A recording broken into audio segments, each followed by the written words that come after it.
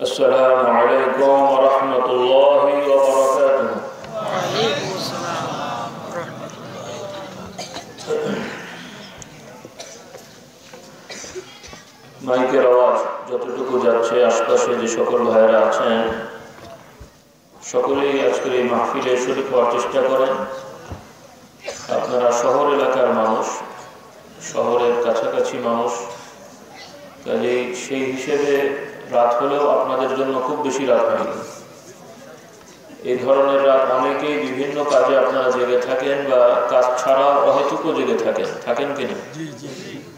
এই জন্য আমি বলবো যারা আশপাশে বাড়ি ঘরে রয়েছেন আমার ভাইরা, যুবকেরা, মধ্যম বয়সী যারাই রয়েছেন, এই সময়টুকু আশা করি মাহফিলে ব্যয় করলে আপনাদের সময়টুকু নষ্ট হবে না, ইনশাআল্লাহ কাজে লাগবে। এবং বাড়ি ঘরে যতটুকু আওয়াজ যাচ্ছে আমার মা বোনরা রয়েছেন, আপনারা মনোযোগের সহিত মাহফিলের সাথী যদি হতে পারেন বা অনেকেই মা বোনদের জন্য নির্ধারিত সম্ভবত জায়গা আছে সেখানে বসছেন, আপনারাও স্থিরভাবে দোয়া পর্যন্ত থাকার চেষ্টা করবেন। আল্লাহ রাব্বুল আলামিন সকলকে তৌফিক দান করুন। তো যারা আছেন বসেন, মেহরবানি করে দাঁড়িয়ে না থেকে বসেন। আমার যুবক ভাইয়েরা বসেন, সকলেই জায়গা নিয়ে বসে যাও, দাঁড়িয়ে সকলে।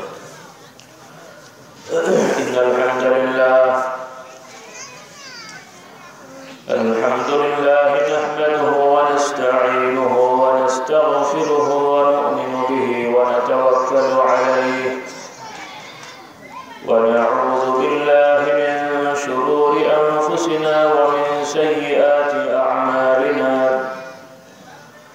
من يهده الله فلا مضل له ومن يضلله فلا هادي له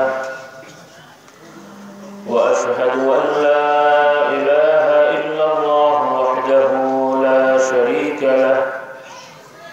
وأشهد أن محمدا عبده ورسوله صلى الله عليه وعلى آله وأصحابه وبارك وسلم. أما بعد فأعوذ بالله من الشيطان الرجيم. بسم الله الرحمن الرحيم. يا اتقوا ربكم الذي خلقكم من نفس واحدة وخلق منها زوجها وبث منهما رجالا كثيرا ونساء واتقوا الله الذي تساءلون به والأرحام إن الله كان عليكم رقيبا.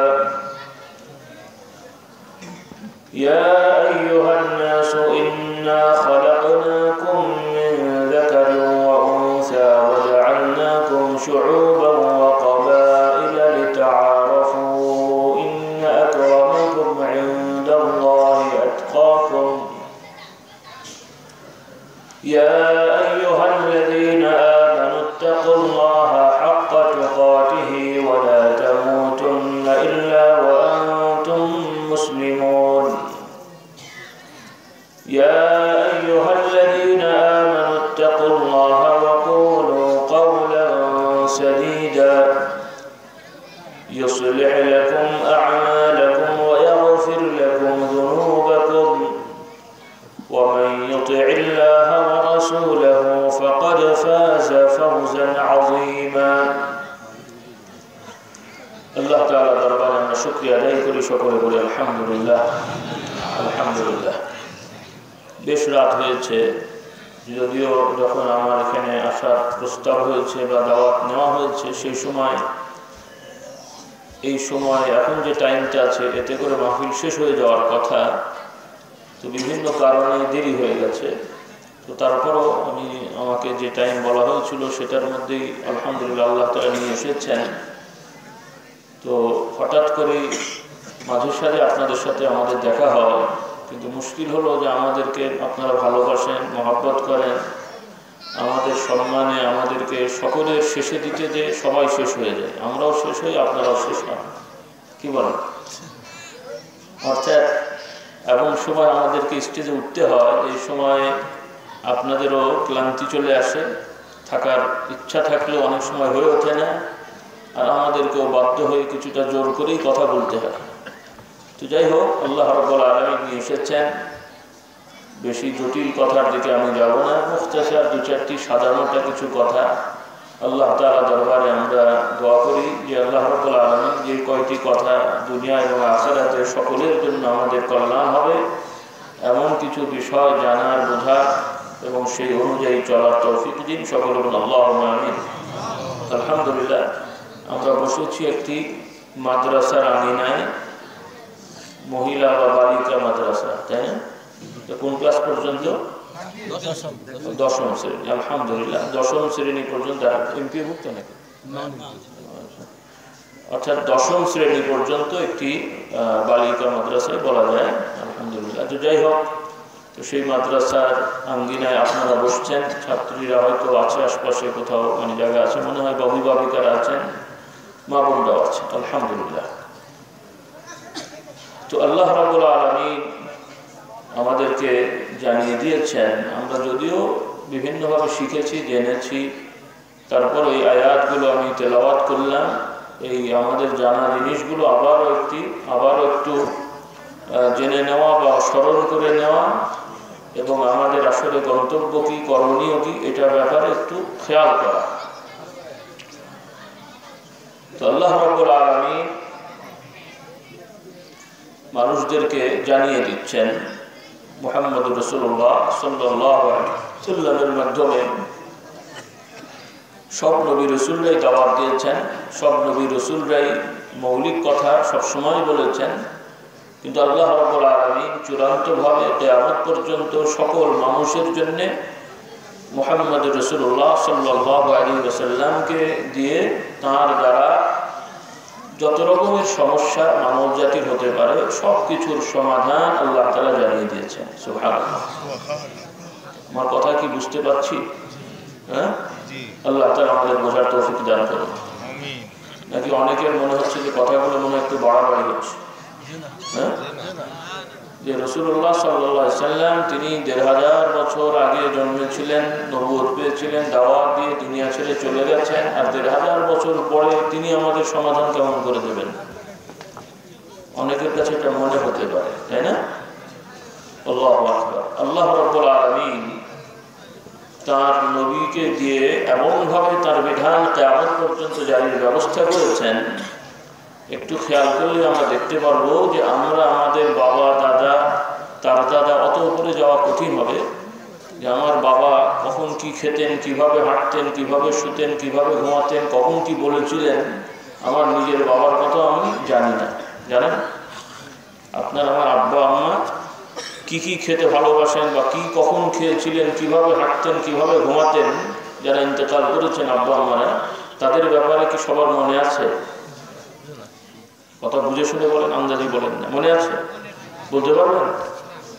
কিন্তু ১৫০০ বছর আগে মুহাম্মদুর রাসূলুল্লাহ সাল্লাল্লাহু আলাইহি ওয়াসাল্লাম কিভাবে খেতেন, কিভাবে হাঁটতেন, কিভাবে শুতেন, কোথায় কি করেছেন, যদি আপনি আমি জানতে চাই, দিবালোকের মতো স্পষ্ট হয়ে যাবে। সকলে বলুন সুবহানাল্লাহ। কেন? আল্লাহ তাআলা এই নবীকে এমন একটি নবুয়ত দিয়ে পাঠিয়েছেন যেই রকমের নবুয়ত অন্য কাউকে দেওয়া হয়নি। সুবহানাল্লাহ। আমরা সবাই সকল নবীর প্রতি বিশ্বাস করি, তাই না?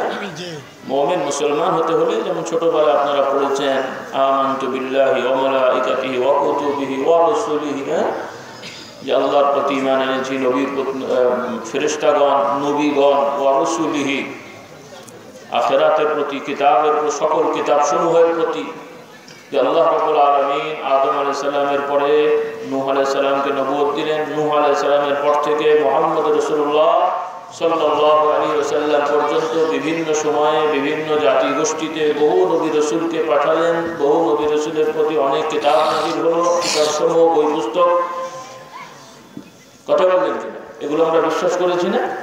তাহলে সকল নবীর প্রতি আমরা বিশ্বাস করি, কিন্তু সব নবীরাই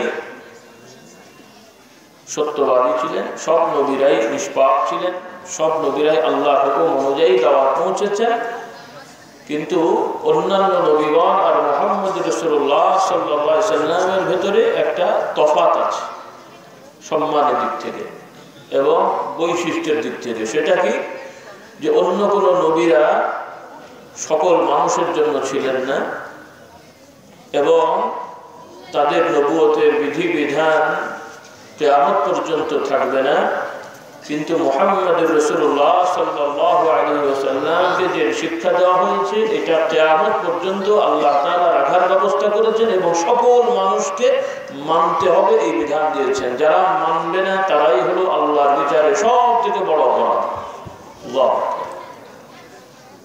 সবথেকে বড় অপরাধী যারা মুহাম্মদ রাসূলুল্লাহর নবুয়ত স্বীকার করবে না। আল্লাহ রাব্বুল আলামিন জানিয়ে দিলেন, মা কানা মুহাম্মাদুন আবা আহাদিন মির রিজালিকুম ওয়ালাকিন রাসূলুল্লাহি ওয়া খাতামান নাবিয়্যিন ওয়া কানা আল্লাহু বিকুল্লি শাইইন আলীমা। আল্লাহ রাব্বুল আলামিন আল্লাহর নবীর বৈশিষ্ট্য জানালেন। সংক্ষেপে বলছি, আল্লাহ তাআলা বললেন, মুহাম্মদ সাল্লাল্লাহু আলাইহি সাল্লাম তোমাদের কারো পুরুষদের পিতা নন, তিনি হলেন আল্লাহর রাসূল এবং শেষ নবী। আল্লাহ রাব্বুল আলামিন সর্ব ব্যাপারে সর্বজ্ঞ, সবকিছুর বিষয়ে আল্লাহ রাব্বুল আলামিন অবগত আছেন। কে আছেন? সবকিছু কে জানেন? সবকিছু আল্লাহ তাআলা জানেন।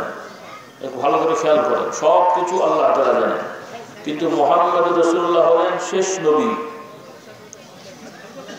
যার পরে আর কাউকে নবুয়ত রিসালাত দেয়া হবে না। অর্থাৎ আল্লাহ তাআলার পক্ষ থেকে নতুন করে কোনো বিধান কারোর প্রতি অবতীর্ণ করা হবে না, কেউ বলতে পারবে না।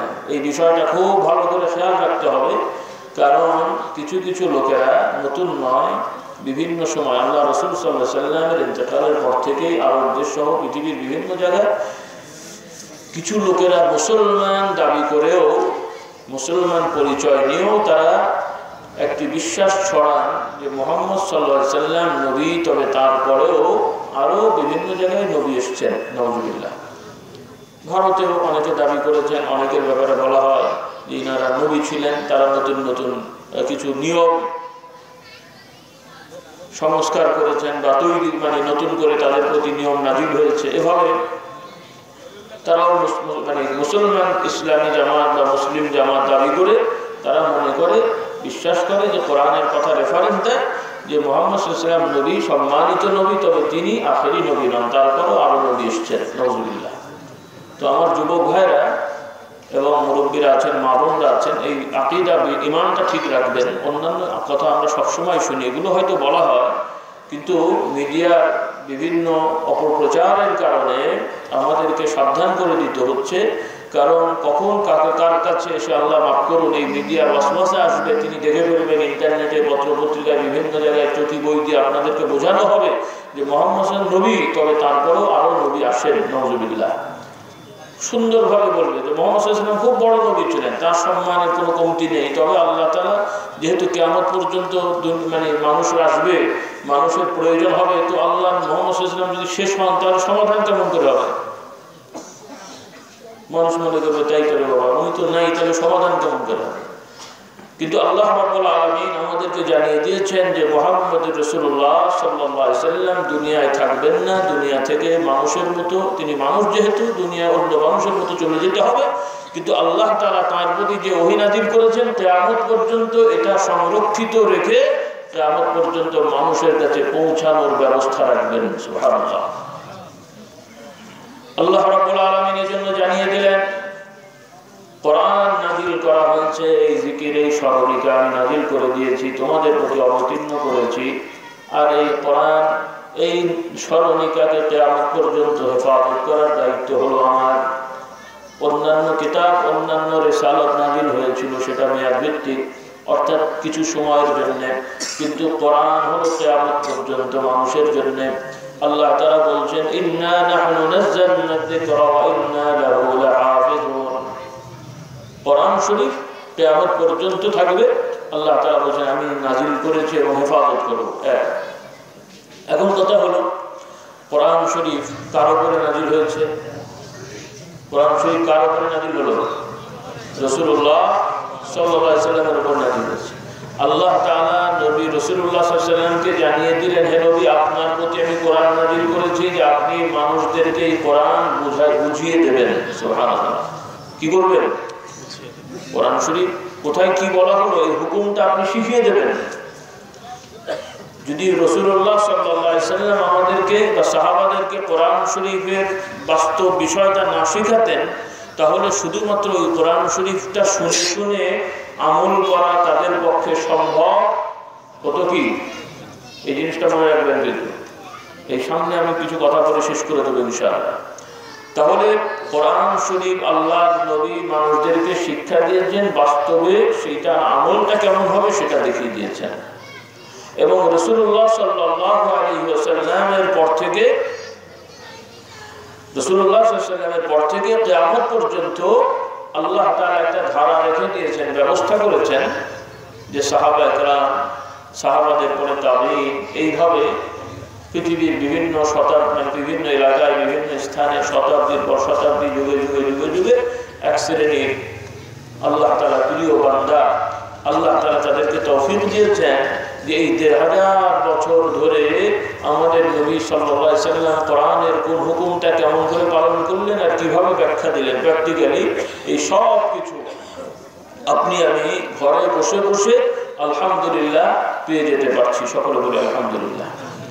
মিডিয়ার অপব্যবহার আছে, কিন্তু আলহামদুলিল্লাহ যারা শিক্ষিত মানুষ, আপনাদেরকে আমি স্মরণ করে দিই, মানে যারা আধুনিক যন্ত্রপাতি ব্যবহার করতে পারেন, আধুনিক যন্ত্রপাতি অনেক খারাপ ব্যবহার আছে, আবার এটাকে যদি ভালো ব্যবহার করতে পারেন তাহলে আপনি ঘরে বসে বসে যেন নবীর সাথে আছেন এই ব্যবস্থা হয়ে যাবে। সুবহানাল্লাহ। কি বিশ্বাস হয়? কথা বুঝতে পারছেন? এই যে আপনার মোবাইল আছে, ট্যাব আছে, ল্যাপটপ আছে, কম্পিউটার আছে, তো এই যে যন্ত্রগুলো আপনি চাইলে পুরো ৩০ পারার কোরআন শরীফ সহ এর তরজমা, এর তাফসীর, এগুলো সহ সব কিছু বাংলা ভাষায়, ইংরেজি ভাষায়, অন্যান্য ভাষায় যা যেটা জানেন ওই ভাষায় আপনি মোবাইলে ট্যাবে বসে বসে পড়তে পারবেন। সুবহানাল্লাহ। কথা বুঝতে পারছেন? আমি যন্ত্রের ফজিলত বলছি না, বলতে চাচ্ছি যে আমরা কিভাবে নবীর সোহবতে থাকবো, আল্লাহ তাআলার কথা শুনতে পারবো, সেটা মনে করে দিচ্ছি। আলহামদুলিল্লাহ। বলে আপনি আমি যদি চাই ওইভাবে আল্লাহ রাসূল সাল্লাল্লাহু আলাইহি ওয়াসাল্লামের হাদিসের সমাহার, বিভিন্ন সহিহ কিতাবগুলো সহ অন্যান্য কিতাবগুলো আপনার মোবাইলে, ট্যাবে, ল্যাপটপে, কম্পিউটারে আপনি ডাউনলোড করে ইনস্টল রেখে ওখান থেকে বসে বসে বসে বসে শুধুমাত্র আপনি চাইবেন যে নবী কিভাবে খেতেন আমি জানতে চাই, ওই বিষয়ের অধ্যায় খুঁজলে সাথে সাথে আপনি পেয়ে যাচ্ছেন যে সাহাবারা আপনাদেরকে আমাদেরকে শেখাচ্ছেন যে আল্লাহ রাসূল এভাবে খেতেন, এভাবে ঘুমাতেন, এভাবে চলতেন, এভাবে হাঁটতেন, কোনো সমস্যায় এই মামলার জন্য কি রায় দিলেন, ওই মামলার জন্য কি রায় দিলেন, এই সমস্যার জন্য কি সালিশ করলেন, সবটাই আপনি আমি জানতে পারছি। সকলে বলুন সুবহানাল্লাহ। আল্লাহু আকবার। তো এই জানতে পারার মানেটা যে আমাদেরকে এইভাবে আপনি আমি এখন সাহাবী হতে পারবো না, পারবেন, কিন্তু আল্লাহ রাব্বুল আলামিন আপনাকে আমাকে নবীর সোহবতে থাকার ব্যবস্থা কিয়ামত পর্যন্ত করে দিয়েছেন। সুবহানাল্লাহ। আল্লাহু আকবার। ভালো করে খেয়াল করেন, আমরা নবীকে ভালোবাসি, মহব্বত করি, অবশ্যই করি, কিন্তু নবীর ভালোবাসার প্রকাশটা কেমন করে হবে সেটা আমরা খেয়াল করি না। নবীর ভালোবাসার প্রকাশটা কেমন করে হবে? পৃথিবীর বহু মুসলমানেরা নবীর ভালোবাসার দাবিদার, অনেকে ভালোবাসেন, কিন্তু ভালোবাসার বহির প্রকাশটা কিভাবে করতে হবে বা কিভাবে ভালোবাসাটা আমাদেরকে দেখাতে হবে বা ভালোবাসাটা অর্জন করতে হবে সেটা আমরা ভুল করে ফেলি। অনেকে নতুন নতুন জিনিস আবিষ্কার করে সেগুলো সেই সকল অনুষ্ঠান করে সেগুলো আদায় করে আমরা মনে করছি আমরা নবীকে ভালোবাসি, কিন্তু আল্লাহ রাসূলের সাহাবায়ে কেরাম রাদিয়াল্লাহু তাআলা আনহুম আজমাইন তাদের নবীর ভালোবাসা হলো যে সদা সর্বদা তারা লক্ষ্য রাখতেন যে আল্লাহ রাসূল সাল্লাল্লাহু আলাইহি ওয়াসাল্লাম কখন কিভাবে কি করছেন এই জিনিসটা লক্ষ্য রাখতেন এবং তারাও চেষ্টা করতেন সেভাবেই তারা যেন ওইটা করতে পারেন। সকলে বলুন সুবহানাল্লাহ। এভাবে তারা চলতেন, চলার কারণে কি হয়েছে? আল্লাহ রাব্বুল আলামিন নবী রাসূলকে নিষ্পাপ জানিয়েছেন। নবী রাসূলগণ নিষ্পাপ, বেগুনাহ, তারা সরাসরি জান্নাতি হবেন। নবীদের জন্য আল্লাহ তাআলা আগেই সুসংবাদ জানিয়ে দিয়েছেন কিন্তু যারা নবী রাসূলকে মহব্বত করে, বিশেষ করে সাইয়্যিদুল মুরসালিন খাতামুন নবীন মুহাম্মদুর রাসূলুল্লাহ সাল্লাল্লাহু আলাইহি সাল্লামকে ভালোবেসে তাকে অনুসরণ করে তার সকল বিষয়গুলো মেনে মেনে চলেছেন, আল্লাহ রাব্বুল আলামিন তাদের জন্য দুনিয়ায় থাকতেই জান্নাতের সুসংবাদ জানিয়ে দিয়েছেন। কথা বুঝতে পারেননি? তাসবিহ পড়া গেল না? সকলে বলুন না সুবহানাল্লাহ। নাকি কথা বুঝতে পারেননি? যে আপনি আমি জান্নাতের আশা করছি, সাহাবারা করছেন, কিন্তু আপনি আমি জান্নাতি হতে পারলাম কিনা জানতে পারছি না। কিন্তু সাহাবায়ে কেরামদের অনেককেই আল্লাহ রাব্বুল আলামিন দয়া করে জানিয়ে দিয়েছেন এবং কিয়ামত পর্যন্ত আমাদেরকে উৎসাহিত করার জন্য জানালেন, তোমরাও যদি ওই সকল মানুষের মতো নবীকে অনুসরণ করতে পারো তাহলে তোমাদের জন্য দুনিয়ায় থাকতেই জান্নাতটা প্রস্তুত হয়ে যাবে। সাহাবারাই শুধু জান্নাতে যাবেন সেটা না, আল্লাহু আকবার। আল্লাহ নবী বলছেন, সাহাবাদেরকে শেখাচ্ছেন যে হ্যাঁ, তোমরা তো আমাকে ভালোবাসো, কিন্তু তোমাদের পরে এমন এমন কিছু উম্মত আমার আছে যে উম্মতরা আমাকে এমন ভালোবাসে যে তাদের জান মাল সব কুরবানি হয়ে গেলে যদি আমাকে দেখতে পাওয়া যায়, এই যদি সুযোগ থাকে, তাহলে তারা সেটা করতে প্রস্তুত থাকবে। তাহলে কিয়ামত পর্যন্ত নবীর ভালোবাসার একটা দল থাকবেই, সুবহানাল্লাহ। এবং তাদের ভালোবাসাটা হবে সচ্চা, তাদের ভালোবাসাটা হবে সঠিক, এবং তাদের ভালোবাসার নিদর্শন হবে তাদের সকল কাজে কর্মে নবীকে অনুসরণ করার চেষ্টা করা। সুবহানাল্লাহ। কাকে অনুসরণ করার চেষ্টা করা? সাহাবারা কেমন ভালোবেসেছেন দেখেন, যে আল্লাহ রাসূল সাল্লাল্লাহু আলাইহি ওয়াসাল্লামকে না দেখতে পেলে তাদের মন খারাপ হয়ে যেত। এক সাহাবী কাঁদতে কাঁদতে এসে বলছেন, ইয়া রাসূলুল্লাহ, আমি একা একা বসে আছি, হঠাৎ করে আমার কাছে চিন্তা হলো, তিনি কাঁদছেন আর আসছেন, ইয়া রাসূলুল্লাহ, আমি একা একা বসে আছি, এমন সময় আমার কাছে হঠাৎ খেয়াল হলো যে আমি এখন ইচ্ছা হলেই ইয়া রাসূলুল্লাহ আপনার কাছে এসে আপনার চেহারা মুবারক দেখতে পাচ্ছি, আপনার কথা শুনতে পাচ্ছি, আপনার কাছে বসতে পাচ্ছি। ইয়া রাসূলুল্লাহ, আমি যদি মৃত্যুবরণ করি অথবা আপনি যদি মৃত্যুবরণ করেন, এই মৃত্যুর কারণে আপনাকে আমি জান্নাতে হয়তো পাবো না, আপনাকে আমি দেখতে পাবো না, তাহলে ওই জান্নাতে যে আমার কি হবে? সুবহানাল্লাহ। ইয়া রাসূলুল্লাহ, আপনি জান্নাতি হবেন, আমরাও আপনি বলেছেন জান্নাতি হব ঈমানের উপরে থাকলে। ইয়া রাসূলুল্লাহ, আপনাকে দুনিয়া আমরা দেখতে পাচ্ছি, কিন্তু যখন মারা যাব, তো মারা গেলে আপনি জান্নাতে যাবেন, আপনি নবী, আপনার জান্নাত একটা বড় উঁচু মাকামে থাকবেন, আমিও জান্নাতে গেলে, দুজন তো আমরা দেখতে পাবো না, জান্নাতে গেলেও নবী আপনাকে দেখতে পাবো না, তাহলে আমার কি হবে? সুবহানাল্লাহ। কি বুঝলেন? জান্নাতের এত নিয়ামত তিনি শুনেছেন, তাতে তার মন ভরেনি, কিন্তু তার জানার ইচ্ছা যে জান্নাতে গেলে আপনাকে দেখতে পাওয়া যাবে কিনা। সুবহানাল্লাহ। আল্লাহু আকবার। কি মনে হচ্ছে, লৌকিকতা নাকি? কি মনে হচ্ছে, লৌকিকতার ভালোবাসা? আল্লাহু আকবার। আল্লাহ তাআলা কোরআন নাযিল করে দিলেন, সুবহানাল্লাহ। ومن يطع الله والرسول فاولئك مع الذين انعم الله عليهم من النبيين والصديقين والشهداء। এবার আল্লাহ তাআলা আয়াত নাযিল করলেন, আল্লাহ তাআলা বলে দিন, হে নবী, আপনারই সাহাবী, আপনার সাথী, এদের এই সকল মুহিব্বিন ভালোবাসার মানুষদেরকে জানিয়ে দেন, যারা নবীকে অনুসরণ করে চলবে, কিয়ামতের ময়দানে আল্লাহ রাব্বুল আলামিন তাদেরকে তাদের সাথে দেখা সাক্ষাতের সুযোগ করে দেবেন। আল্লাহ নবী বলছেন, আল মারউ মা'a মান আহাব্বা। সাহাবারা নবীকে ভালোবেসেছেন, তারা নবীকে ফিজিক্যালি দুনিয়ায় দেখেছেন, তারপরেও জান্নাতে দেখবেন। আপনি আমি সহ কিয়ামত পর্যন্ত যারা এসেছি নবীকে দুনিয়ার এই চোখে দেখতে পাচ্ছি না। আল্লাহ তাআলা কাউকে কাউকে নিয়ামত দিয়েছেন, দুনিয়ায় স্বপ্নে তারা দেখেন, কিন্তু এই কিয়ামত পর্যন্ত যারা নবীকে দুনিয়ায় দেখলো না, নবীর আদর্শ মোতাবেক যদি চলতে পারে, আল্লাহ রাব্বুল আলামিন কিয়ামতের ময়দানে তাদের সাথে নবীর দেখার ব্যবস্থা করে দেবেন। কবরেও নবীকে তারা চিনতে পারবেন, সকলে বলেন সুবহানাল্লাহ। এবং কিয়ামতের ময়দানে হাসরে যখন উঠবেন, নবী রাসূলদেরকে যে আল্লাহ তাআলা নূর দেবেন, তাদের অনুসারী হওয়ার কারণে তাদেরকেও আল্লাহ তাআলা আলো দান করবেন, সবাই আলোকিত পরিবেশে থাকবেন। আল্লাহু আকবার। কিয়ামত পর্যন্ত আমরা পৃথিবীতে বিভিন্ন মেয়াদে বিভিন্ন সময় জন্মাচ্ছি, এসেছি বা যাচ্ছি, কিন্তু কিয়ামত যখন হবে, হিসাব হবে, সকলকে একভাবে উঠতে হবে। সে আদম আলাইহিস সালাম থেকে শুরু করে ওই কিয়ামতের শেষ মানুষটা পর্যন্ত, মাঝখানে বাবা দাদা নানা যে যেখানে এসেছি, সবাইকে কিন্তু আল্লাহ তাআলা দরবারে উঠতে হবে এক সময়। কথা ঠিক না বেঠিক? কি বিশ্বাস হয় আমাদের? নাকি মনে হয় যে হুজুর কি কথা বলছেন? আপনাদের না হলে আমার যুবক ভাইদের মনে হতে পারে এগুলো মনে হয় পুঁথিবিদ্যা, গল্প গুজব হুজুররা বলে থাকেন, আদৌ কি হবে কিনা? কি মনে হয় এই যুবকেরা আল্লাহর দরবারে উঠতে হবে কিনা? উঠতে হবে কিনা? কি হবেই হবে নাকি হতেও পারে নাও পারে? খুব ভালো করে বুঝে নাও। এই বিশ্বাসটা যদি অন্তরে থাকে তাহলে ইনশাআল্লাহ তোমাদের ভবিষ্যৎ উজ্জ্বল হবে। আর যদি মনে হয় যে না ও কবে হবে তা জানি না, তবে আগে আমি খেয়ে দিয়ে মেরে ধরে যা পারি করে নিই, এটা সামনে কত কিছু হবে।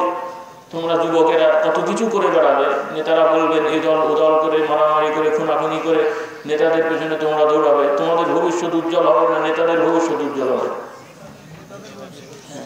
তোমরা মারামারি করে আসামি হবে, ঠ্যাং ভাঙবে, মাথা ফাটাবে, নেতারা গদি বালিশে বসবে, তোমাদের ছালার চটও জুটবে কিনা সন্দেহ আছে। ওদের পেছনে তোমরা দৌড়াও, কি বলো? আমার যুবকেরা ওদের পেছনে দৌড়ায়। আর যারা উলামা ইকরাম আল্লাহওয়ালা মানুষেরা তোমাদেরকে জান্নাতের সুসংবাদ দিচ্ছেন, জান্নাতের পথে চলাচ্ছেন, জান্নাতের দিকে আহ্বান করছেন, সেটা তোমাদের কাছে ভালো লাগছে না। বলবো ও আবার কবে হবে? তুমি কবে মরবে?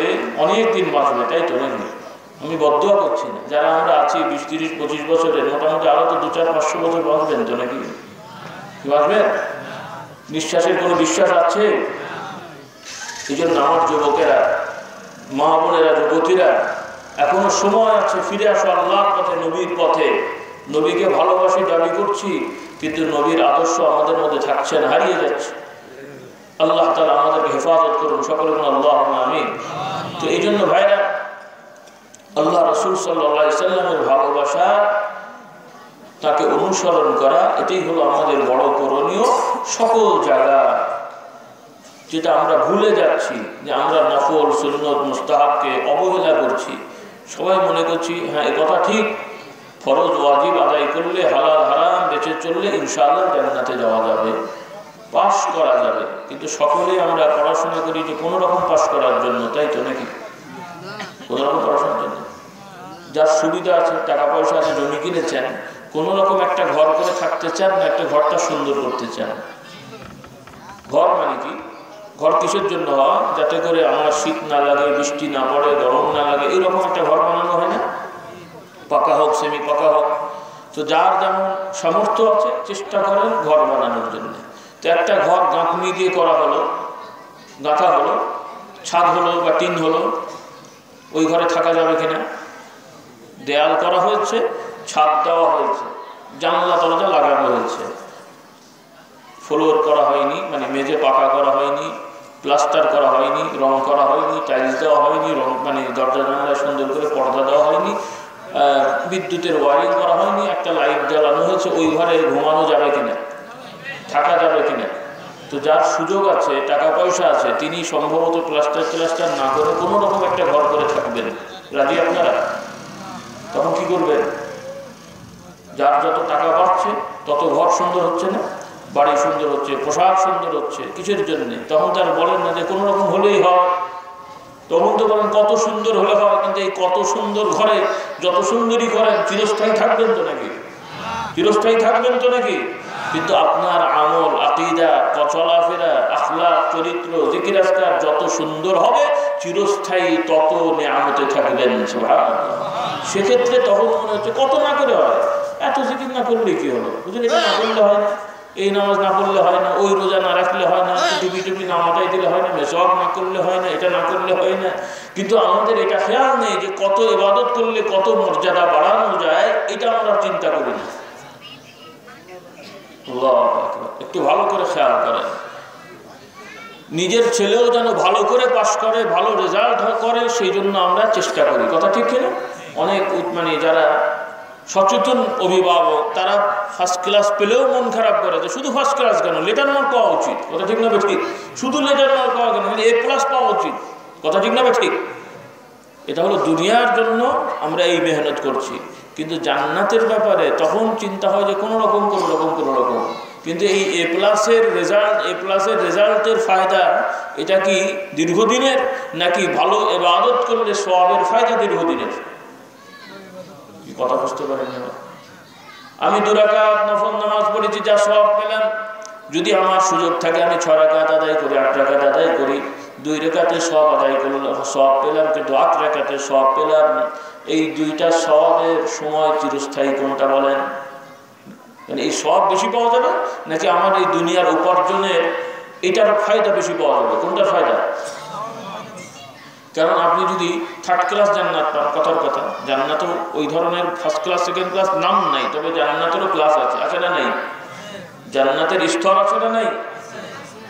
শহীদদের এক স্তরের জান্নাত, নবীদের এক স্তরের জান্নাত, নবীর বেশি ভালোবাসার মানুষদের এক স্তরের জান্নাত, আল্লাহ তাআলার বেশি প্রিয় বান্দাদের এক স্তরের জান্নাত, আছে না নাই? সকল ইমানদাররাই ভালো মানুষ, সকল ভালো আমলদাররাই ভালো মানুষ, কিন্তু এর ভেতরে যারা বেশি বেশি নফল ইবাদত করেন, বেশি বেশি আল্লাহকে বেশি জিকির করেন, এদের মর্যাদা আর যারা তুলনামূলক কম ইবাদত করেন, দুজনের মর্যাদা কিন্তু এক না। এই জন্য আমার ভাইরা, মা বোনরা, অনুরোধ থাকবে, আলহামদুলিল্লাহ আপনারা তো ফরজ ইবাদত করেনই, নফলও কম বেশি করছেন, তবে খেয়াল রাখতে হবে সাধ্য অনুযায়ী বেশি বেশি নফল ইবাদতের মেহনত করব। হাদিস শরীফে আছে, আল্লাহ রাসূল সাল্লাল্লাহু আলাইহি সাল্লাম বলছেন, আল্লাহ রাসূল সাল্লাল্লাহু আলাইহি সাল্লাম বলছেন যে আল্লাহ তাআলা বলছেন, কে বলছেন? আল্লাহ রাব্বুল আলামিন বলছেন, যারা আমার বন্ধুদের সাথে, আল্লাহ তাআলা বলছেন, যে সকল লোকের আমার বন্ধুদের সাথে শত্রুতা করে আমি তাদের জন্য যুদ্ধ ঘোষণা করে দিই। সহিহ বুখারীর riwayat। আল্লাহ তাআলা বলছেন, যারা আমার প্রিয় বান্দা যারা এই সকল মানুষদের সাথে শত্রুতা করে আমি তাদের সাথে যুদ্ধ ঘোষণা করি। কি ঘোষণা করি? কি ঘোষণা করি? কে ঘোষণা করছেন? আল্লাহ তাআলা ওই সকল মানুষদের সাথে যুদ্ধ ঘোষণা করছেন যে সকল মানুষেরা আল্লাহ তাআলার দ্বীনের জন্য, আল্লাহর জন্য, আল্লাহর পথে থাকার চেষ্টা করে, আল্লাহর পথে নিজেও থাকে, অন্যকে দাওয়াত দেয়। এই সকল মানুষদের সাথে যারা শত্রুতা করে আল্লাহ তাআলা বলছেন আমি ওদের সাথে যুদ্ধ ঘোষণা করলাম। তবে এরা যদি আধুনিক সরঞ্জামের অধিকারী কোনো দল হয় বা সম্মানের শক্তিশালী কোনো পাওয়ারফুল জাগতিক সংগঠন বা দল হয়, সম্ভবত এদের সাথে আল্লাহ তাআলা কুলে উঠতে পারবে না। কি মনে হয়? এদের যদি মিসাইল থাকে, ড্রোন কাম বিমান থাকে, এরপরে স্যাটেলাইট সেট আপ করা যদি বিভিন্ন জায়গায় মিসাইল থাকে, তাহলে এদের সাথে তার ফেরেশতারাকে কুলে উঠতে পারবে না। কি মনে হয় আপনাদের? আল্লাহ আমাদের হেদায়েত করুন। খুব খেয়াল করে, খেয়াল করে। আমরা অনেক সময় হতাশ হই, নিরাশ হই। আল্লাহ রাব্বুল আলামিন যুগে যুগে বিভিন্ন সময়ে কোরআন শরীফেতে উল্লেখ করেছেন, অন্যান্য কিতাবেও পূর্ববর্তী জমানার কথা বলা হয়েছে, এবং কোরআন শরীফ নাযিল হওয়ার এই 1500 বছর ধরে আমরাও দেখেছি পৃথিবীর বিভিন্ন জায়গায় যারা এই মুসলমানদের সাথে, আল্লাহওয়ালা মানুষদের সাথে শত্রুতা করেছে, সাময়িকভাবে অনেক বাড়াবাড়ি করে অনেক কিছু করতে পারলেও আল্লাহ রাব্বুল আলামিন তাদের নাম নিশানা মুছে দেওয়ার ব্যবস্থা করেছেন। তাদের কোনো অস্তিত্ব নেই এবং মানুষ তাদেরকে ধিক্কার জানায় এবং কিয়ামতের ময়দানে তো শাস্তি পাবেই। কথা সত্য কিনা? খুব ভালো করে খেয়াল করে। এই জন্য ভাইরা, কখনোই ইমানদারদের পেছনে কেউ যেন আমরা না লাগি।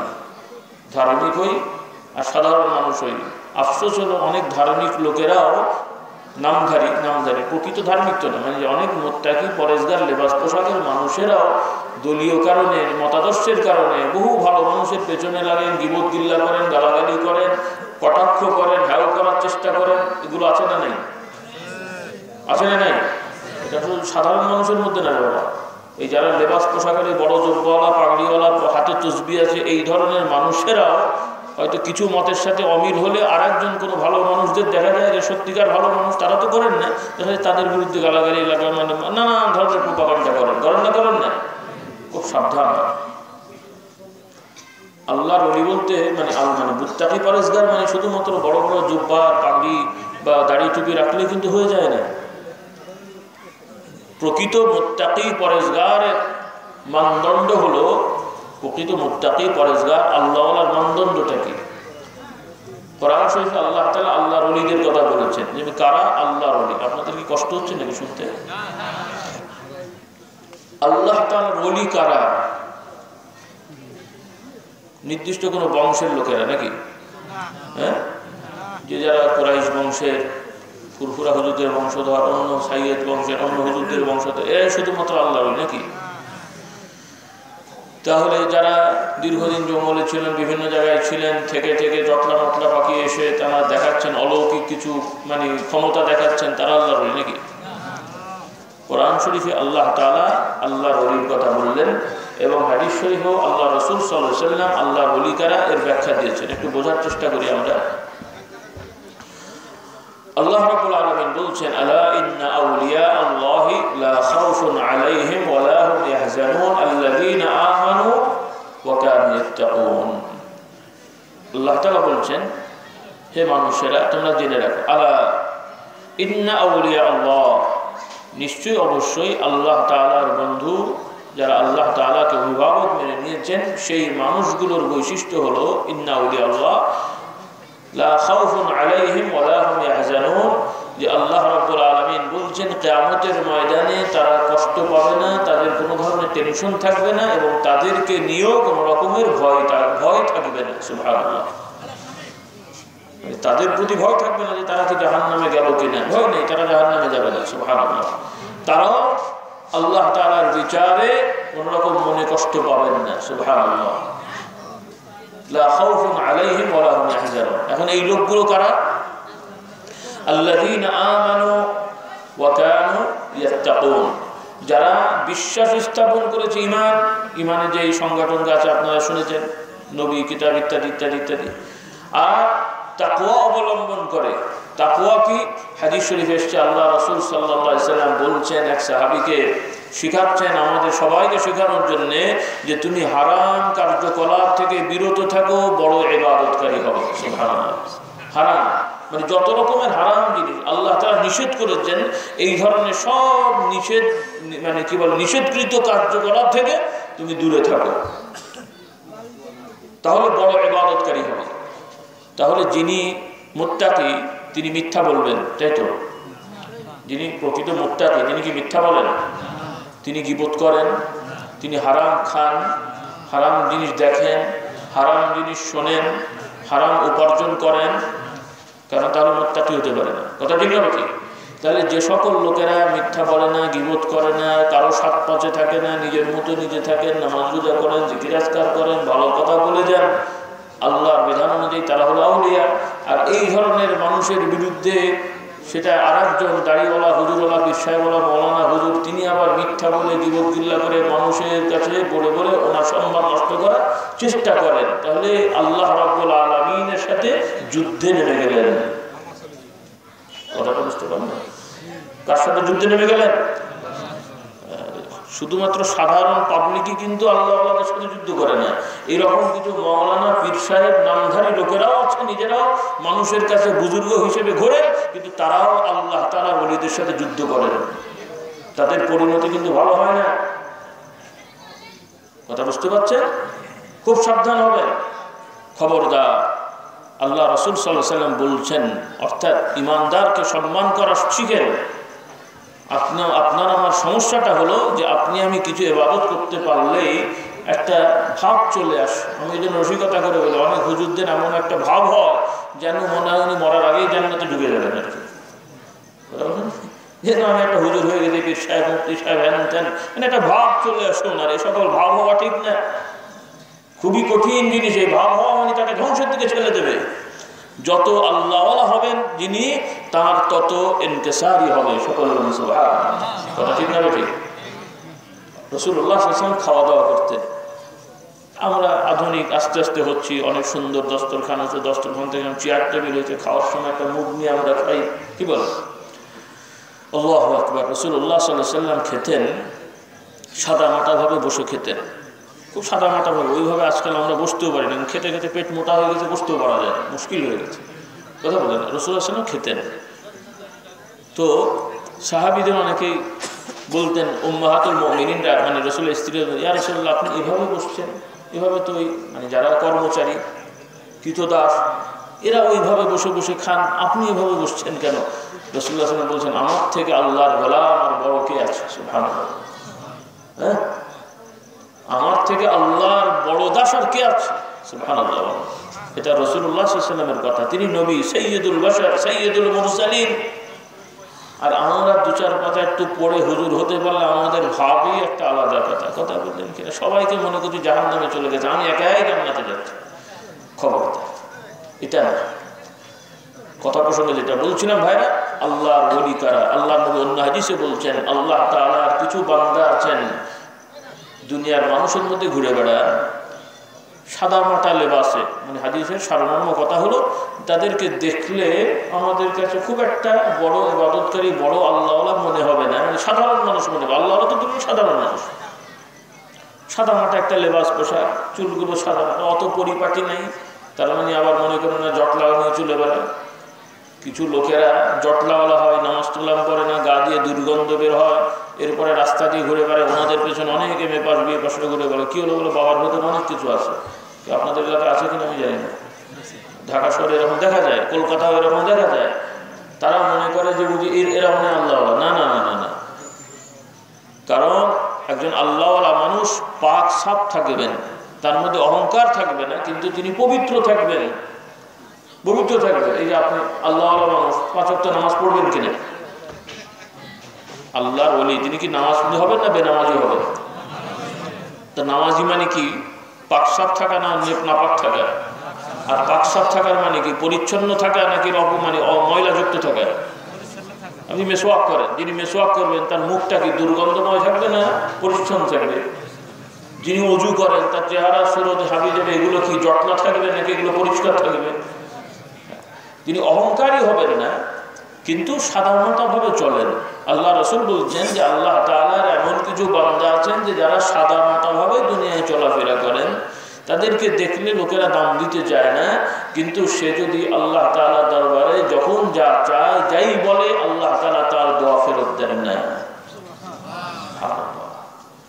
এই জন্যে প্রত্যেকটা ইমানদারকে সম্মান করা, কদর করা, প্রত্যেকটা মানুষকে সম্মান দেওয়া, কদর করা, এটা একটি বড় ইবাদত এবং এটা ইমানদারের একটা বড় বৈশিষ্ট্য। নিজের আমিত্বকে মিটিয়ে চলা এটা একটা বড় গুণ, বড় ইবাদত। গুণ বলতে শুধু সামাজিক গুণ, এটা বড় ইবাদত। তো কথা প্রসঙ্গে কথা বেড়ে যাচ্ছে, আমি সংক্ষেপে বলি। আল্লাহ রাব্বুল আলামিন বলছেন যে যারা আমার বন্ধুদের সাথে শত্রুতা করে বা বন্ধুদের সাথে শত্রুতা করে আমি তাদের জন্য যুদ্ধ ঘোষণা করলাম। আর কি আল্লাহ তাআলা বলছেন আমি বান্দাদের প্রতি যে সকল বিধান আবশ্যিক করে দিয়েছি, অর্থাৎ ফরজ ওয়াজিব ইত্যাদি, বান্দারা যখন এই সকল বিধান পালন করে আমার কাছে ওই বান্দার অনেক প্রিয় হয়ে যায়। সুবহানাল্লাহ। তবে আমার বান্দারা যখন এই ফরজ ওয়াজিবের পাশাপাশি বেশি বেশি নফল ইবাদত করে আমার নিকটতম হওয়ার জন্য চেষ্টা করে, আমি তখন ওই বান্দাদের হাত দিয়ে ধরা হই, পা দিয়ে চলা হই, চোখ দিয়ে দেখা হই, কান দিয়ে শোনা হয়ে যায়। আর বান্দা আমার কাছে যা চায় আমি তাই দিয়ে থাকি। বান্দা যা থেকে পরিত্রাণ চায় আমি তাদেরকে সেখান থেকে হেফাজত করে থাকি। যত আউলিয়া কিরাম বুজুর্গ, নারী পুরুষ, প্রত্যেকের বড় ইবাদত হলো ফরজ ওয়াজিব সবাই আমরা করছি, কিন্তু এর পাশাপাশি নফল মুস্তাহাব, শুধুমাত্র নামাজ রোজার ইবাদত না, শুধুমাত্র নামাজ রোজার ইবাদত না, নফল ইবাদত মানে নফল নামাজ শুধু না, নফল ইবাদত মানে শুধু নফল রোজা না। ভালো করে খেয়াল করি, হাদিস শরীফে এসেছে আল্লাহ রাসূল বলেন, সহিহ হাদিস, আল্লাহ তাআলার অনেক বান্দারা আছেন যে তারা মানুষের সাথে এত সুন্দর ব্যবহার করে, ওই সুন্দর আচরণের কারণে আল্লাহ রাব্বুল আলামিনের দরবারে সে ওই মর্যাদাবান হয়। আর একজন লোক রাত জেগে ইবাদত করেছেন, দিনের বেলা রোজা রেখেছেন, সারা রাত ইবাদত করেছেন, নামাজ আদায় করেছেন, দিনের বেলা রোজা রেখেছেন। আর একজন রাতের বেলা নামাজ পড়ে দিনের বেলা রোজা রেখে যে সওয়াব, যে মর্যাদা পেয়েছেন, আর একজন হয়তো সেটা করতে পারেননি, কিন্তু মানুষের সাথে ভালো আচরণ করার কারণে আল্লাহ তাআলা ওই মর্যাদা দান করেছেন, সুন্দর আচরণ। আর কেউ যদি ওই সুন্দর আচরণের সাথে আবার তাহাজ্জুদের নামাজ আদায় করে, আবার নফল রোজা রাখে, তাহলে তার মর্যাদা কি আরো বেড়ে গেছেন, যেটা সাহাবায়ে কিরামদের ছিল। সকলে বলে সুবহানাল্লাহ।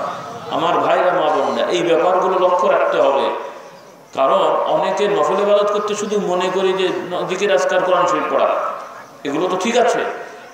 রাসূলুল্লাহ দরবারে কিছু সাহাবী এসে বলছেন, ইয়া রাসূলুল্লাহ, আমাদের এলাকায়, মানে ওনাদের এলাকায় একজন মহিলা মহিলাটি খুব নামাজ আদায় করেন, মানে খুব নফল নামাজ পড়েন, খুব রোজা রাখেন, কোরআন তেলাওয়াত করেন, জিকির আজকার করেন। সাহাবী বলেন, ইয়া রাসূলুল্লাহ, মহিলাটি এত ইবাদত করেন, তবে তাদের প্রশ্ন হলো যে মহিলাটি আচরণের দিক থেকে খুবই রূঢ়, মানুষের সাথে দুর্ব্যবহার করে, মোটামুটি যেই ওনার সাথে একবার কথা বলে দ্বিতীয়বার আর কেউ যেতে চায় না, কিন্তু খুব নামাজ পড়েন, খুব রোজা রাখেন, খুব তেলাওয়াত করেন। এই যে গুণগুলো ভালো না খারাপ?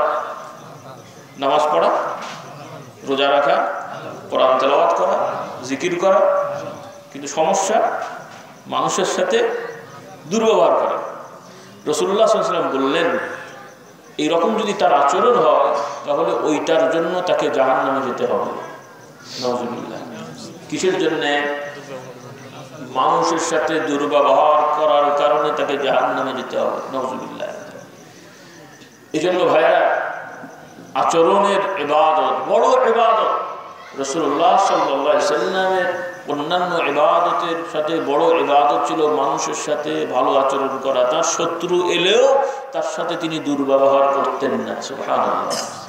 রাসূলুল্লাহ যুদ্ধ করেছেন, সাহাবা একরাম যুদ্ধ করেছেন, কিন্তু সাহাবা একরামদের বেশিরভাগ মানে কি বলে, উল্লেখযোগ্য যত সাহাবা একরাম ছিলেন, তাদের জীবনের ভেতরে মানে মুসলমান হওয়ার পর থেকে দেখা যাবে যে তারা যুদ্ধ করেছেন, বীরত্বের সহিত যুদ্ধ করলেও শত্রু পক্ষের কারোর সাথে তারা কখনো দুর্ব্যবহার করেননি। কারণ আল্লাহ রাসূল তাদেরকে এভাবে শিক্ষা দিয়েছেন। আল্লাহ নবী বলছেন, মুনাফিকের খাসলত হলো কি কি, মুনাফিকের স্বভাব কি কি? একটা হলো কথা বললে কি বলা, এগুলো শুধু পুঁথিবিদ্যা না যে আমরা মুখস্থ করলাম। সাহাবা একরাম নবীর থেকে এগুলো শিখেছেন এবং ওইভাবে তারা চলেছেন। এই জন্য আমরা সবাই জানি আল্লাহ রাসূলের সাহাবারা সবাই সত্যবাদী ছিলেন। সুবহানাল্লাহ। বর্তমানে আমরা যারা মুসলমান আছি, সাধারণ লোকের কথা আমি বাদ দিলাম, যারা টাইটেল পাস মাওলানা আমরা আছি, 100 জন টাইটেল পাস মাওলানার 100 জন খুব সত্যবাদী তো নাকি? 100 জন সত্যবাদী পাওয়া যায়? 100 জন দাওরা পাস 100 জন সত্যবাদী পাওয়া যায়? হ্যাঁ,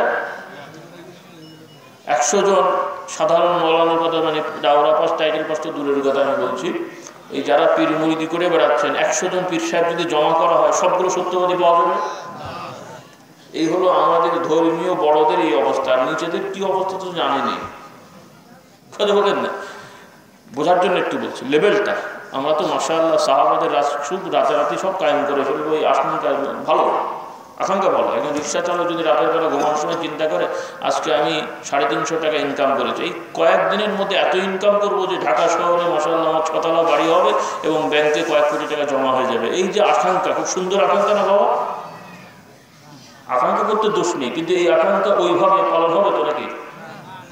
তাহলে আমরাও আকাঙ্ক্ষা আছে যে আমরাও যেন আমাদের সমাজটা সেই সমাজ হোক, এটা আকাঙ্ক্ষা। কিন্তু এই ধরনের মুমিন মুসলমান হুজুর পীর সাহেব দরবেশ আর এরকম জনগণ নিয়ে এই ধরনের আকাঙ্ক্ষা দুঃস্বপ্ন ছাড়া আর কিছু নয়। আকাঙ্ক্ষা থাকবে না আমি সেটা বলছি না, কিন্তু কথাই বলে না দিল্লি বহু দূর আসছে, দিল্লি এত কাছে না রে বাবা, দিল্লি যাবে ঠিক আছে, যাওয়ার আকাঙ্ক্ষা আছে, কিন্তু এরকম ঢাকা যাওয়ার মতো দিল্লি চলে যাওয়া যাবে না, এটা কথার কথা আর কি। রাগ করছেন মনে আমার কথা? আল্লাহু আকবার। এই হাদিসগুলো আমরা পড়ি বা শুনি, কিন্তু এগুলো আমাদের কাছে যেন একটা নীতিবিদ্যা মুখস্থ করতে হয় তাই করে বসে আছে, ভাবসাপে রাখুন না। আল্লাহ রাসূলের সাহাবারা নবীর কাছ থেকে এই কথাগুলো শোনার পর থেকে তারা এমনভাবে পরিবর্তন হয়েছেন যে তারা শতভাগ সত্যবাদী ছিলেন। সুবহানাল্লাহ। তারা মিথ্যাকে এতই ঘৃণা করতেন যা কল্পনা করা যায় না। সাহাবা একরাম মিথ্যাকে খুব ঘৃণা করতেন, কারণ তার নবীর কাছে তারা শুনেছেন যেটা মুনাফিকের খাসলত। আল্লাহ নবী বলছেন মুনাফিকের খাসলত হলো কথা বললে মিথ্যা বলে, ওয়াদা করলে কি করে, ওয়াদার খেলাফ করে। আমাদের তো এখন ওয়াদা ভাই মুখে বলেছিলাম, তো কথা তো মুখেই বলবেন, আবার কোথায় বলবেন, মানে সব কিছু যেন লিখতে হবে, মানে না লিখে যদি একটা মুখের কথা হয়, যেন মুখের কথার দাম নাই। বলেন না আপনারা, বলে না মুখের কথার দাম নাই, তো কিসের কথা? কথা আবার কোথা দিয়ে হয়? হ্যাঁ, মুখের কথার দাম নাই। মুসলমান যদি বলে মুখের কথার দাম নাই, তাহলে উনি আবার কি করবেন? তোমার মুখটা কি এত সোজা জিনিস?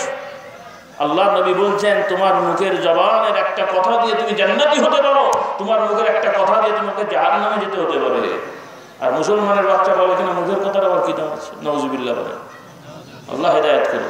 কাগজ কলম থাকে, ওই মুখের জিনিসটা মনে রাখার জন্য কাগজ কলম, কিন্তু আমাদের জবান হবে যা বলবো তা করবোই। কথা ঠিক না ঠিক? কিন্তু কথা কাজের মিল না থাকলে কিশোর মুসলমান যতই তসবি পড়েন আর পাগড়ি মাথায় দেন আর যোগ বাগায় দেন, মুনাফিক নিঃশ্বাস। আল্লাহ নবী বলছেন ওয়াদা করলে যে খেলাফ করে সে মুনাফিক। মুনাফিকই খাসলত তার মধ্যে আছে। আমানতের খেয়ানত করে। কি করে? আমানতে তাকে একটা দায়িত্ব দেওয়া হয়েছে, সে বুঝে শুনে নিয়েছে, না পারলে সে বলবে যে ভাই পারি না, কিন্তু বলবেও না, আবার ওইদিকে সাইজ করবে।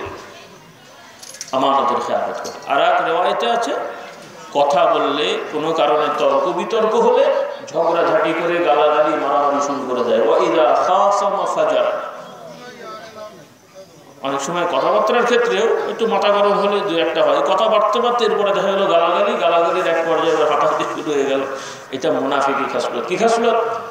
আর এক রেওয়ায়েতে আছে যাদের মধ্যে এই সবগুলো আছে, মিথ্যে বলে, আমানতের খেয়ানত করে, এরপরে কি ওয়াদার খেলাফ করে, মানুষের সাথে দুর্ব্যবহার করে, গালাগালি মারামারি করে। হাদিস শরীফে এসেছে এই সবগুলো যার মধ্যে আছে এটা হলো খালেস পিওর মুনাফিক। নাউজুবিল্লাহ। এটা কি পিওর মুনাফিক? আল্লাহ রাসূলের কথাগুলো আমার ভাইরা এবং মা বোনরা সবার জন্য এটা প্রযোজ্য, নাকি শুধু পুরুষদের জন্য? আমার মা বোনেরা খুব সাবধান, জবানকে হেফাজত করেন। এই জবানের মূল্য আছে। মিথ্যা বলবো না, চোখর মিথ্যা বলবো না, আমানতের খেয়ানত করবো না। তো আল্লাহ রসুলের সাহাবায়ে কেরাম রাদিয়াল্লাহু তাআলা আজমাইন নবীর আদর্শে থেকে থেকে এইভাবে তারা মানুষ হয়েছেন। আর আল্লাহ রাব্বুল আলামিন তাদের প্রতি সার্টিফিকেট দিয়েছেন রাদিয়াল্লাহু আনহুম ওয়া রাদু আনহু। এই সার্টিফিকেট তাদের জন্য কোরআনে দেওয়া হয়েছে, আর আমাদের জন্য সুসংবাদ দেওয়া হয়েছে যদি আমরা ওই রকম হয়ে চলতে পারি, অটোমেটিক ওই সার্টিফিকেটের আমাদেরও নাম প্রিন্ট আউট হয়ে যাবে ইনশাআল্লাহ। সকলে বলেন সুবহানাল্লাহ। হ্যাঁ, ওয়াল্লাযীনা ইত্তাবাউহুম বিইহসানিন। সকলে বলেন সুবহানাল্লাহ। এই জন্য ভাইরা আমার মা বোনেরা, আসুন আমাদের আখলাক চরিত্রকে দুরুস্ত করি। নফল ইবাদত মানে শুধুমাত্র নামাজ রোজা জিকির আজকার বাড়ানো না, ওটা তো লাগবেই, ওর পাশাপাশি এই বিষয়গুলো। রাজি আছি ইনশাআল্লাহ? হাদিস শরীফ এসেছে আল্লাহ রাসূল সাল্লাল্লাহু আলাইহি ওয়াসাল্লাম বলছেন, আমার কাছে কেউ যদি এসে জাগতিক কোনো ব্যাপারে সহযোগিতা চায়, আর ওই সময় যদি আমার নামাজ পড়ার ইচ্ছে হয়, তাহলে ওই নামাজ পড়া বাদ দিয়ে তার সহযোগিতা করা আমার কাছে বেশি উত্তম। ইসলামের শিক্ষা। সুবহানাল্লাহ। নফল নামাজ বিশেষ করে। আর আমি হুজুরের কাছে গেলে তো আমার মেজাজ খারাপ হয়, আমি এখন নামাজ পড়ে তুমি এসছো আমাকে এই কথা বলতে, আমি এখন অজুভা করবো। ওটা তো করবেন, ঠিক আছে, ওটা তো পরেও করা যাচ্ছে, কিন্তু ওই বেচারার এখন একটু সমস্যা, একটু সহযোগিতা করলে কি হবে? আল্লাহ নবী বলছেন কেউ যে ব্যক্তি কোনো আল্লাহর বান্দা সহযোগিতায় থাকবে, আল্লাহ রাব্বুল আলামিন তার সহযোগিতায় থাকবে। হ্যাঁ, সুবহানাল্লাহ। বড় আমল মানুষের সেবা করা, বড় ইবাদত। রাসূলুল্লাহ সাল্লাল্লাহু আলাইহি ওয়াসাল্লাম নিজে সেবা করতেন। সাহাবায়ে কেরামরা এভাবে নবীর থেকে শিক্ষা পেয়েছেন। হযরত ওমর বলতেন, আমরা নেতা হলে আমাদের চারিদিকের লোকরা জেগে জেগে আমাদেরকে পাহারা দেয় যে আমরা ঘুমোচ্ছি কিনা। আর হযরত ওমর রাদিয়াল্লাহু তাআলা দায়িত্ব পাওয়ার পরে বেচারার ঘুম নেই, রাতের বেলা জেগে জেগে রাস্তায় ঘুরে বেড়াচ্ছেন। সুবহানাল্লাহ। রাস্তায় ঘুরে বেড়াচ্ছেন, কি করছেন? যে আমি দেখছি যে আমার এই সময়ে যদি কেউ কোনো অসুবিধায় থাকে, তাহলে কিয়ামতের ময়দানে আল্লাহর দরবারে আমাকে জবাব দিতে হবে। সুবহানাল্লাহ। এই হলো ইসলামের নেতা। আর এখনকার আমরা নেতা কি হয়েছে আল্লাহ পাক হেফাজত করেন। কথা বললেন কিনা? তো যাই হোক, কথা বেড়ে যাচ্ছে। তো খোলাসা কথা হলো ভাইরা, আল্লাহ তাআলা আমাদের দুনিয়ায় পাঠিয়েছেন, কেউই আমরা চিরস্থায়ী থাকবো না। সবাই জানি কথাগুলো, কিন্তু খেয়ালে থাকে না, বেখেয়াল হয়ে যাই। দুনিয়ার কাজ করেন, ব্যবসা করেন, চাকরি করেন, ইলেকশন করেন, পদে বসেন, সব ঠিক আছে, কিন্তু আমাদের মনে রাখতে হবে যে এগুলো কোনোটাই আমাদের স্থায়িত্ব হবে না। কাজেই কোনো অন্যায় পথে এগুলো করবো না। রাজি আছেন ইনশাআল্লাহ? অন্যায় পথে না, ন্যায় নীতির সহিত ব্যবসা বাণিজ্য রাজত্ব সব করেন। আপনি রাজা হন, কোনো দোষ নেই। কি রাজা হওয়া কি হারাম? কথা বুঝতে পারেন? রাজা হওয়া, রাজত্ব করা, এটা কি হারাম নাকি? আপনি রাজত্ব করেন, দোষ নেই। মন্ত্রিত্ব নেন, দোষ নেই। কিন্তু ন্যায় পথে চলতে হবে, অন্যায় পথে না। কোন পথে? ন্যায় পথে যদি কেউ রাজত্বও করে, আল্লাহ রাব্বুল আলামিন, আল্লাহ রাসূল বলছেন যে যারা ন্যায় নীতির সহিত রাষ্ট্র পরিচালনা করবে, শাসক হবেন, কিয়ামতের ময়দানে নবী বলছেন ঈমানের সহিত যারা এইভাবে চলবে, আল্লাহ তাআলা নবীর সাথে তার হাসর নাসরের ব্যবস্থা করে দেবেন। আরেকটি riwayate আছে আল্লাহ রাব্বুল আলামিন কিয়ামতের ময়দানে যেদিন আল্লাহ তাআলা নিজের আশ্রয় ছাড়া আশ্রয় থাকবে না, আল্লাহ তাআলা তাদেরকে তার নিজের আশ্রয় দান করবেন। এই জন্য ভাইরা, নীতিহীন যেন আমরা কেউ না হই, প্রত্যেকেই আত্মসমালোচনা করি। আমি এই কথাগুলো অন্যের সমালোচনা করার জন্য বলিনি, এই কথাগুলো আমরা বললাম নিজেরা শিখব, নিজেদের আত্মপর্যালোচনা করব যে এই ভালো গুণগুলো আমার মধ্যে ঠিকমতো আছে কিনা, কতটুকু নাই সেটা অবলম্বন করব, আর যত খারাপ বিষয়গুলো কতটুকু আমার মধ্যে ঢুকে আছে ওগুলো আমার থেকে বোঝার চেষ্টা করবো। রাজি আছি ইনশাআল্লাহ? আল্লাহ নবী বলছেন, হাদিস শরীফ এসছে বা বিভিন্ন riwayat এসছে যে হাসিবু আনফুসাকুম ক্বাবলা আন তুহাসাবু, তোমরা নিজেদের হিসাব দুনিয়ায় কষে নাও কিয়ামতের ময়দানে হিসাব করার আগে। তুই নিজের হিসাব করো, প্রতিদিন চিন্তা করো যে আল্লাহ তাআলার ইবাদতে কতটুকু সময় ব্যয় করলে, অন্যায় পথে কতটুকু সময় গেল, আর ন্যায় পথে কতটুকু গেল, কতটুকু অন্যায় থাকতে পারলে আর কোন কোন অন্যায়গুলো তোমার মধ্যে ঢুকলো। আমার ভাইরা, মা বোনরা, প্রতিদিন এই হিসাব করছে, ওগুলো থেকে আমরা পাক সাফ হওয়ার চেষ্টা করি। রাজি আছি ইনশাআল্লাহ? রাজি আছি ইনশাআল্লাহ? আল্লাহ তাআলা সকলকে তৌফিক দেন, সকলে বলুন আল্লাহুম্মা আমিন। তো এখন একটু দরুদ শরীফ পড়ি। আল্লাহুম্মা